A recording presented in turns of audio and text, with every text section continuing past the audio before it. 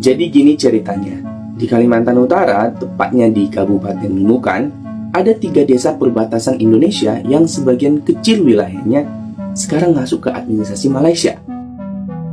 3 desa di Nunukan diperdebatkan masuk Malaysia, bukan karena rakyatnya pindah negara, melainkan karena negara tak hadir sejak lama. Kemana para penjaga kedaulatan? Apakah sibuk mengurusi MBG? Kepada 3 desa ini aku cuma mau bilang, sanggup kalian ya main tunggal len nyebrang-nyebrang kayak gitu aja, nggak kalian ajak kami. Kami pun butuh refreshingnya. Lain kali kalau kalian nyebrang kayak gitu, ajak kami dong. Setahu aku, dorang ni tak suka dengan orang Malaysia. Tapi kenapa ramai yang jealous?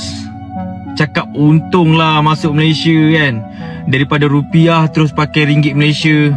Oi, korang untung lah, apa gaji cikgu terus naik lah apa semua. Aku nak tanya lah, bukan korang ni tak suka ke dengan orang Malaysia? Gengs, belakangan ini publik dihebohkan dengan kabar 3 desa di Kabupaten Nunukan, Kalimantan Utara yang sebagian wilayahnya masuk ke dalam administrasi Malaysia akibat pergeseran garis batas negara. Kabar ini langsung viral dan memancing beragam reaksi, terutama di media sosial. Menariknya, banyak warganet justru menilai masyarakat di desa-desa tersebut beruntung. Alasannya sederhana, gengs. Selama ini, Malaysia dianggap punya fasilitas yang lebih baik, mulai dari lapangan pekerjaan, pendidikan, layanan kesehatan, sampai harga kebutuhan pokok yang lebih terjangkau. Bahkan bagi warga perbatasan, bekerja dan berdagang ke Malaysia sudah jadi bagian dari kehidupan sehari-hari. Namun di sisi lain, pemerintah menegaskan bahwa ini bukan soal kehilangan kedaulatan. Pergeseran batas tersebut merupakan bagian dari kesepakatan teknis dan diplomatik yang sudah dibahas bertahun-tahun. Bahkan, Indonesia justru memperoleh tambahan wilayah yang lebih luas untuk pengembangan kawasan perbatasan, termasuk pembangunan pos lintas batas dan kawasan ekonomi. Peristiwa ini membuka mata kita, gengs. Bukan cuma soal garis di peta, tapi soal kehadiran negara di perbatasan. Ketika akses, infrastruktur, dan perhatian terasa timpang, wajar jika masyarakat membandingkan dan berharap pada kehidupan yang lebih baik. Pernah kebayang nggak bangun tidur, terus dengar kabar desa lo katanya masuk wilayah negara lain? Jadi gini ceritanya, di Kalimantan Utara, tepatnya di Kabupaten Nunukan, ada 3 desa perbatasan Indonesia yang sebagian kecil wilayahnya sekarang masuk ke administrasi Malaysia. Nama desanya adalah Desa Kabungolor, Desa Lipaga, dan Desa Tetagas. Dan ini langsung bikin publik heboh. Tapi lurusin dulu ya, ini bukan dijual, bukan juga Malaysia nyerobot senaknya. Masalahnya ada di garis batas negara yang dari dulu belum kelar secara teknis. Indonesia dan Malaysia akhirnya duduk bareng, pakai peta lama, data koordinat, dan survei lapangan. Dan hasilnya, garis batas digeser sedikit. Efeknya, sebagian tanah desa tadi secara administratif masuk ke sisi Malaysia.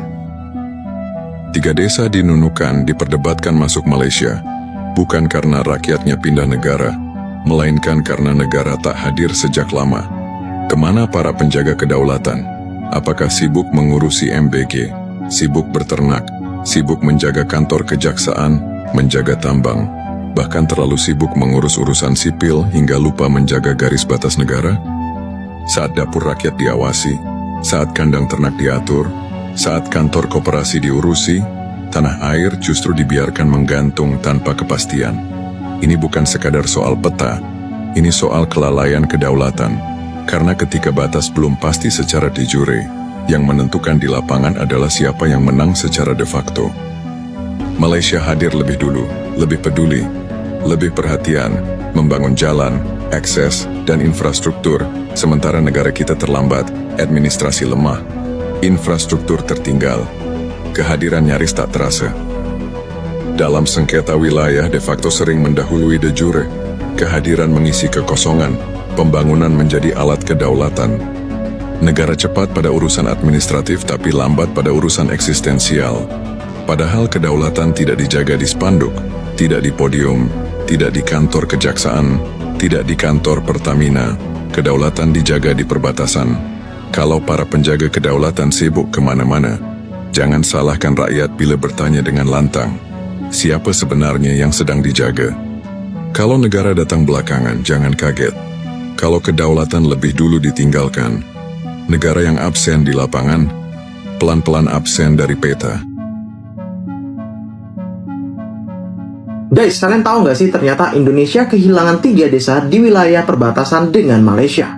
Jadi, 3 desa di Kabupaten Nunukan, Kalimantan Utara kini resmi masuk ke wilayah Malaysia setelah penyelesaian Outstanding Boundary Problem atau yang dikenal dengan OBV antara Indonesia dan juga Malaysia. Dalam kesepakatan tersebut, 3 desa di Kabupaten Nunukan, yaitu diantaranya Desa Kabungalor, Desa Lepaga, dan juga Desa Tetagas kini masuk ke wilayah Malaysia. Kesepakatan ini diumumkan dalam sidang ke-45 Joint Indonesia dan Malaysia Boundary Commit. Wakil Menteri Agraria dan Tata Ruang BPN Osi Dermawan menyebut Indonesia memperoleh tambahan wilayah seluas 127 hektar, sementara Malaysia hanya mendapat sekitar 4,9 hektar. Selain itu juga pemerintah Indonesia memastikan perlindungan kepada warga yang terdampak. Setidaknya tercatat 19 pemegang sertifikat, sejumlah dokumen desa, serta akta di bawah tangan yang terkena dampak pergeseran batas negara. Garis perbatasan Republik Indonesia dengan Malaysia tiba-tiba bergeser. 3 desa di Nunukan malah masuk Malaysia. Paten juga ini beritanya. Nggak ada angin, nggak ada hujan, tiba-tiba batas negara bergeser, 3 desa nyebrang ke Malaysia. Kepada 3 desa ini aku cuma mau bilang, sanggup kalian ya main tunggal len nyebrang-nyebrang kayak gitu aja. Nggak kalian aja kami. Kami pun butuh refreshingnya. Lain kali kalau kalian nyebrang kayak gitu, ajak kami dong. Jangan main tunggal kayak gitu. Sekarang ni kan tengah kecoh. Seberang ni, orang seberang lah kan. Jiran kita dia tengah kecoh pasal 3 daerah daripada Indonesia dah masuk dalam Malaysia tau. Sebab ada geseran kononnya, ada pergerakan kononnya lah. Tapi tak ditentukan lagi sama ada dia betul-betul milik Malaysia ataupun tak kan. Tapi benda-benda macam ni, sama ada pergerakan tanah yang luas ke macam mana ke, kita tak heran sebab semua tu kuasa Allah tau. Cuma sekarang ada satu benda yang aku heran. Setahu aku, dorang ni tak suka dengan orang Malaysia. Tapi kenapa ramai yang jealous? Cakap untunglah masuk Malaysia kan, daripada rupiah terus pakai ringgit Malaysia. Oi, untung, korang untung lah, apa gaji cikgu terus naik lah apa semua. Aku nak tanya lah, bukan korang ni tak suka ke dengan orang Malaysia? Kononnya Malaysia ni miskin, negara kecil lah. Betul tak? Jadi aku rasa korang sepatutnya, dorang sebelah ni kena risau sebenarnya. Kalau sesetengah orang dorang masuk kat sini, dekat dalam Malaysia, aku rasa dorang kena risau, bukannya cemburu. Sebab sesetengah daerah dorang tu masuk dalam Malaysia. Dorang kena risau, sebab apa? Risau orang dorang tak dapat makan kat sini. Yelah kan kita kan negara miskin.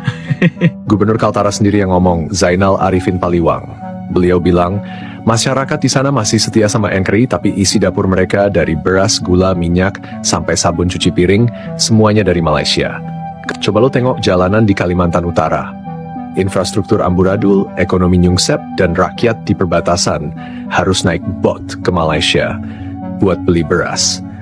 Dalingenesnya nih ya, kata Zainal lagi, lo berdiri di Pulau Sebatik bagian Indonesia. Terus lo nengok ke Tawau di Malaysia, cahaya lampu bersinar terang, gedung-gedung menjulang, jalan rapi. Tapi lo balik tengok ke Sebatik Indonesia, gelap gulita bro. Gak usah terlalu sibuk bilang kita negara besar, punya sumber daya alam melimpah. Tapi rakyat lo di perbatasan makan dari negara tetangga. Lo bangga Indonesia? Buktikan dengan kerja nyata. Bukan cuma pekikan dan klaim sejarah yang gak ada efek buat rakyat kecil. Dan lo tahu yang paling ironis? Slogan NKRI harga mati itu masih diteriakin kenceng banget sama warga di perbatasan. Tapi di saat yang sama, mereka antre di perahu buat nyebrang ke Tawau cuma buat beli sabun cuci, beras, bahkan popok bayi. Padahal merekalah yang jaga perbatasan, yang jadi benteng terakhir kedaulatan. Tapi perutnya tetap ngarep dari Malaysia.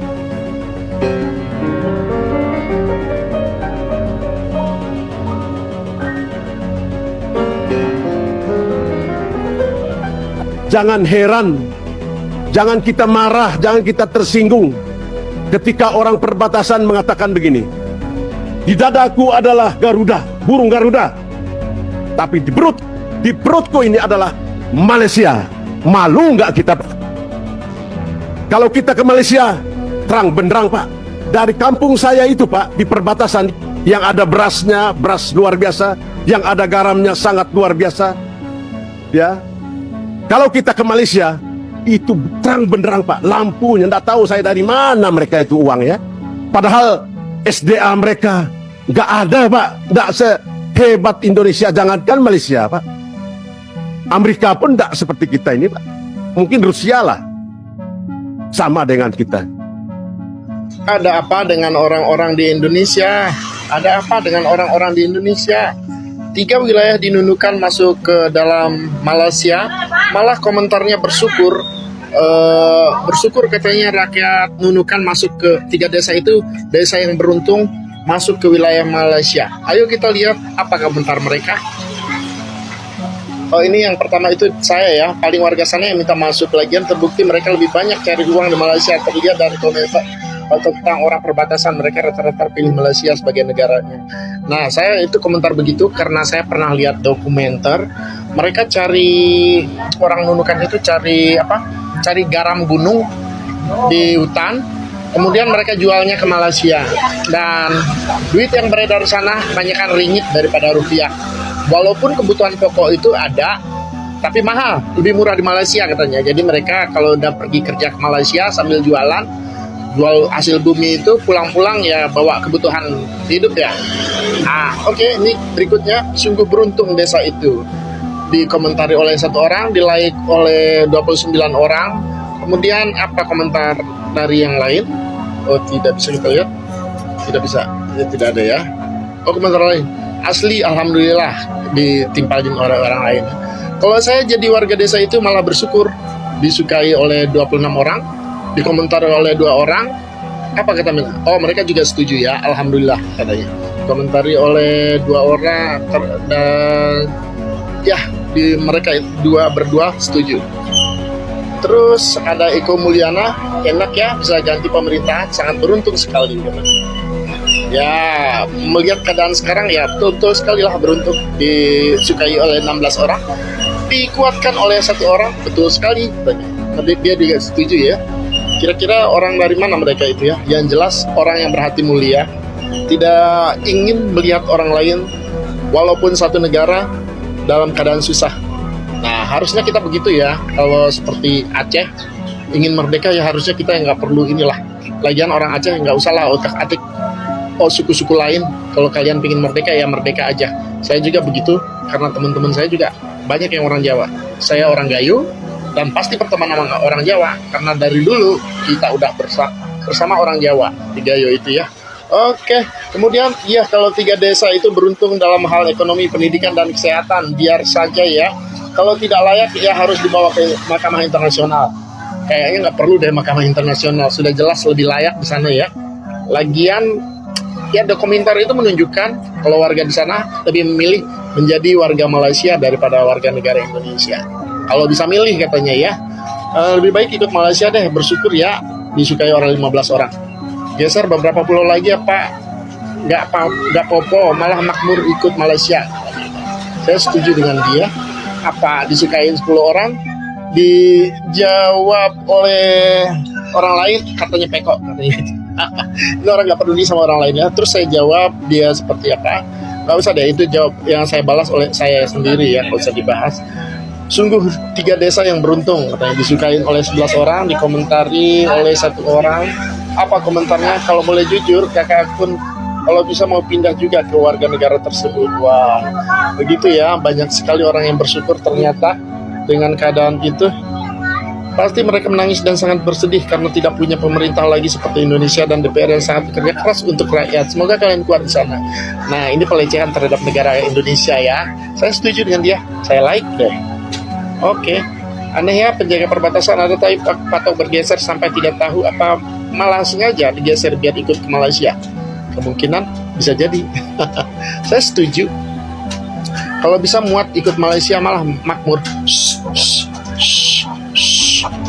Ada ayam, pasti maju nanti 3 desa tersebut. Selamat, disukai oleh 2 orang. Enak masuk Malaysia pertalite lebih murah, pajak lebih rendah. Kalau bisa geser sampai ke Pulau Jawa sekalian katanya gitu. Waduh, disukai oleh 10 orang, tambahin oleh gue 1. Pingin sampai ke Aceh soalnya ya. Kalau dulu baik laut maupun darat dicaplok, kita marah-marah sekali ya. Sekarang justru kita kasih selamat. Aku setuju dengan dia.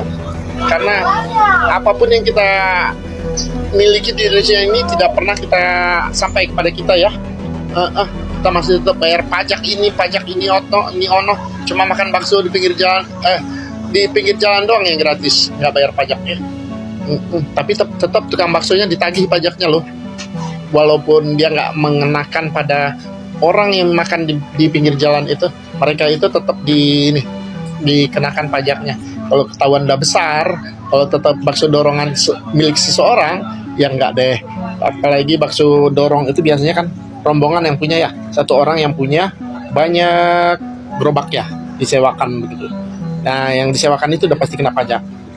Oh, saya akan menyewa ormas untuk narik Pulau Jawa ke sana.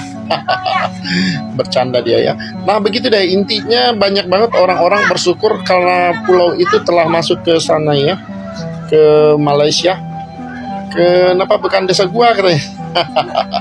Ya, gua juga pingin sih Aceh itu tetap merdeka juga. Mungkin Aceh bisa merdeka dengan cara Timur Leste kali ya, dengan berunding bekerja sama dengan Australia. Biar negara hebat kan Australia. Udah dulu deh, demikian ya. Ternyata banyak juga rakyat Indonesia itu yang berpikiran positif tentang wilayah-wilayah lain yang kekurangan. Gengs, kejadian ini seharusnya jadi bahan refleksi bersama, bukan sekedar bahan candaan atau saling menyalahkan. Pemerintah perlu lebih serius dan konsisten membangun wilayah perbatasan agar masyarakat tidak ditinggalkan. Infrastruktur, pendidikan, kesehatan, dan peluang ekonomi harus benar-benar dirasakan sampai ke ujung negeri. Di sisi lain, kita sebagai masyarakat juga perlu lebih bijak menyikapi informasi. Jangan mudah terpancing narasi sensasional di media sosial. Cinta tanah air bukan cuma soal batas wilayah, tapi tentang kepedulian, pengawasan, dan dorongan agar keadilan serta kesejahteraan bisa dirasakan merata. Karena pada akhirnya, gengs, negara yang hadir dan peduli adalah negara yang benar-benar dirasakan manfaatnya oleh rakyatnya. Kalau negara kuat di perbatasan, kedaulatan pun akan tetap terjaga.